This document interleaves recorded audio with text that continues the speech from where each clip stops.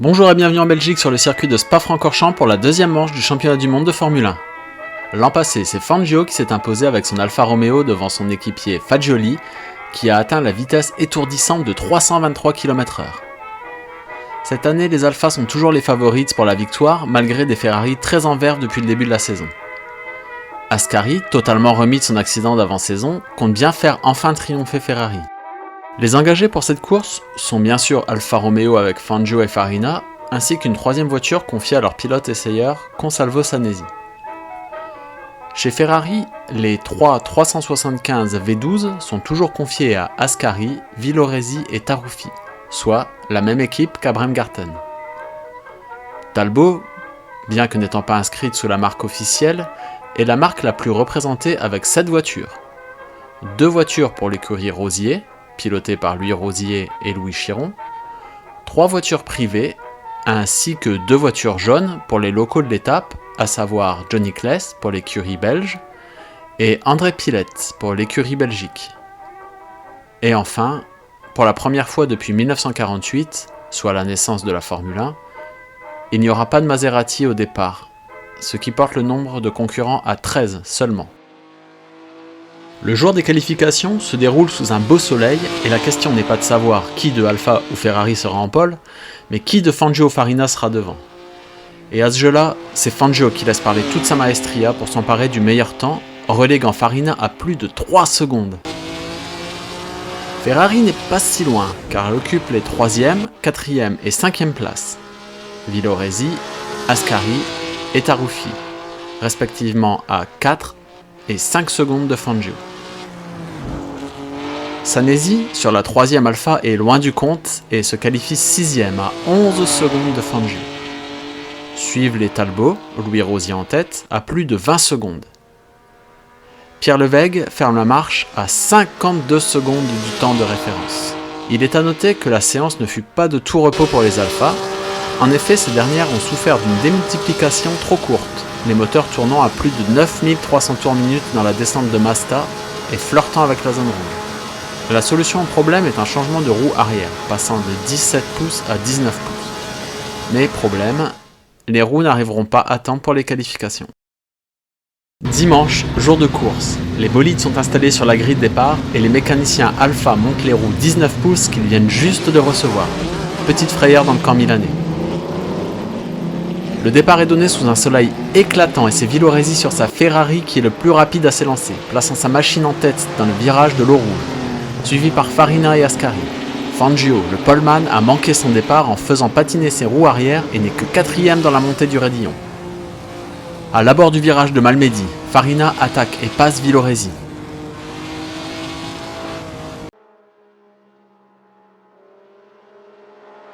À l'entrée de Stavelot, Villoresi réplique et reprend la tête à Farina.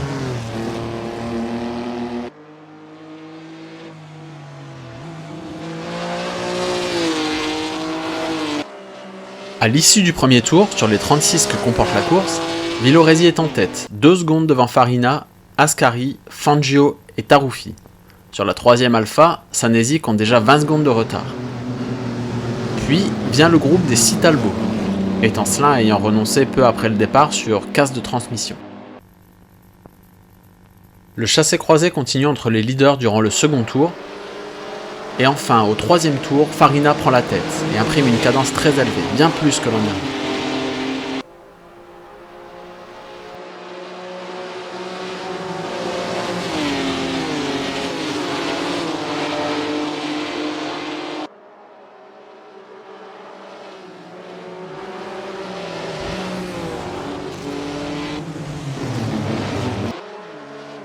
Au 4e tour, c'est au tour d'Ascari d'attaquer Villoresi et de le passer pour le gain de la seconde place. Et au 5e tour, c'est au tour de Fangio de doubler l'Italien.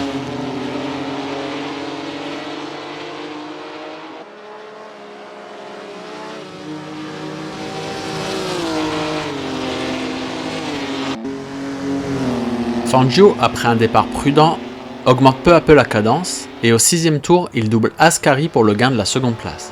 Il est alors à plus de 10 secondes de Farina. Fangio aligne les records du tour.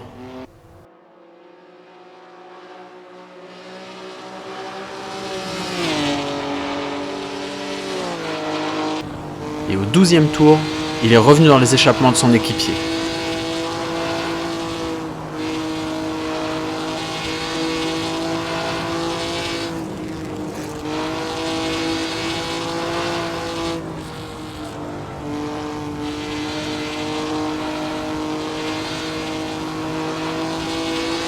De leur côté, les Ferrari sont décrochés. Ascari est à plus de 45 secondes du leader, Taruffi a abandonné sur casse de pont arrière et Villoresi a dû s'arrêter au stand pour colmater une fuite d'huile.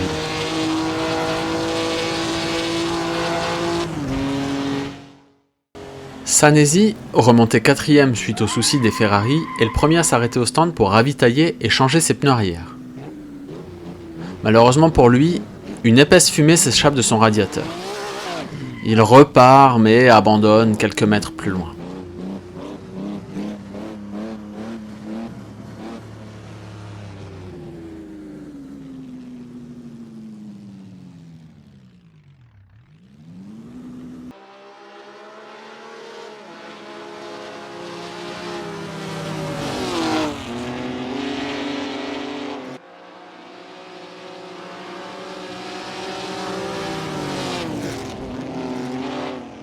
Fangio et Farina sont toujours roue dans roue quand à la fin du 14e tour, l'Italien s'engouffre dans la voie des stands. Il ravitaille et change ses pneus. C'est un arrêt éclair en moins de 50 secondes et Farina reprend la piste en seconde position.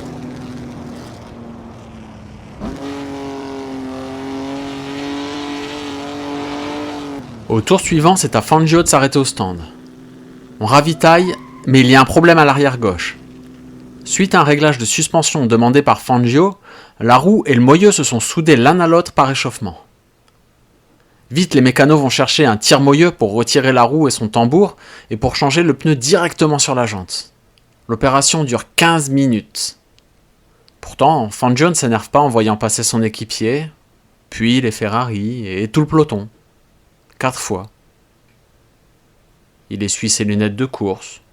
Puis, il s'offre un petit rafraîchissement. Enfin, l'Alfa de Fangio est sur ses 4 roues. Il peut repartir sous les acclamations de la foule, mais il est dernier à 4 tours.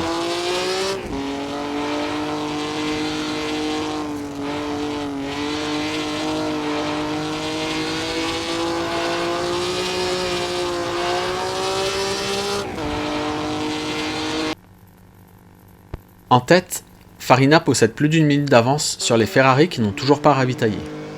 Ascari s'arrête au 17e tour et Villoresi au 20e.